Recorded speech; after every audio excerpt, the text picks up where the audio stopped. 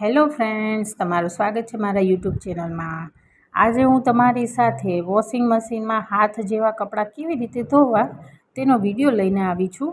જો તમને વિડીયો ગમે તો મારી ચેનલને સબસ્ક્રાઈબ, લાઇક અને શેર કરજો।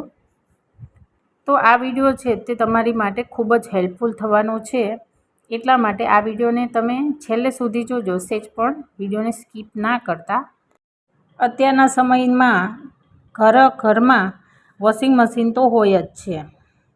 તો વોશિંગ મશીનમાં આપણે હાથ જેવા કપડાં ધોવા માટે આપણે કલરિંગ કપડાં તો વોશિંગ મશીનમાં નાખી દઈએ છીએ, પણ જે વ્હાઇટ કપડાં છે ને તે સારા નથી થતા, તો તેને તો આપણે બહાર જ ધોવા પડે છે।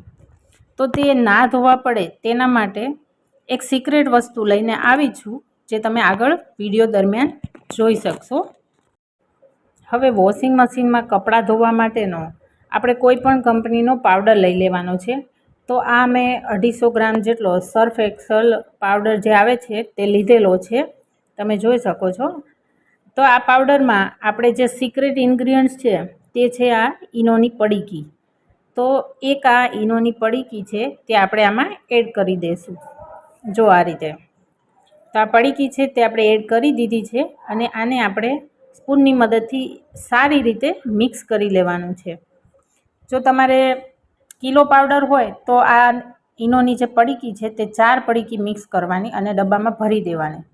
તો જ્યારે પણ તમે કપડાં ધોવો ત્યારે તમારે આ રીતે તમે યુઝ કરી શકો છો। તો હવે કપડાં ધોવા માટે આપણે વોશિંગ મશીન પાસે આવી ગયા છીએ। તો આપણે જે કપડાં લીધા હતા તે બધા જ આમાં એડ કરી દઈશું। તમે જોઈ શકો છો। તો આપણે જે પાવડર બનાવ્યો છે તે આપણે આમાં એડ કરી દઈશું કપડાં ધોવા માટે। તો 3 ટેબલસ્પૂન જેટલો પાવડર હું એડ કરી રહી છું। તો આ રીતે બોક્સ આપેલું હોય છે તેમાં આપણે પાવડર એડ કરવાનો છે। તો તમને એમ પ્રશ્ન થતો હશે કે આમાં લિક્વિડમાં શું ઈનો નાખી શકાય? તો બિલકુલ પણ નહીં, કેમ કે લિક્વિડમાં જો ઈનો નાખશો તો તે એક્ટિવેટ થઈ જશે અને કપડાં છે ને તેમાં કાણા પડવાની શક્યતા રહેશે, એટલે લિક્વિડમાં આ પ્રયોગ ના કરી શકાય।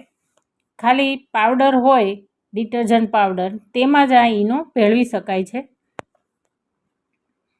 તો હવે આપણું મશીન છે તે આપણે બંધ કરી દીધું છે, અને હવે કપડાં ધોવા માટે સ્ટાર્ટ કરી દઈશું।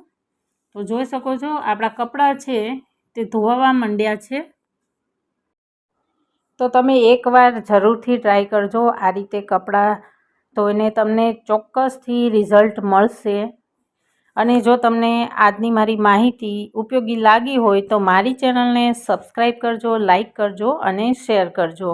ફરી જ એક નવા વિડીયો સાથે મળીશું। Thank you for watching.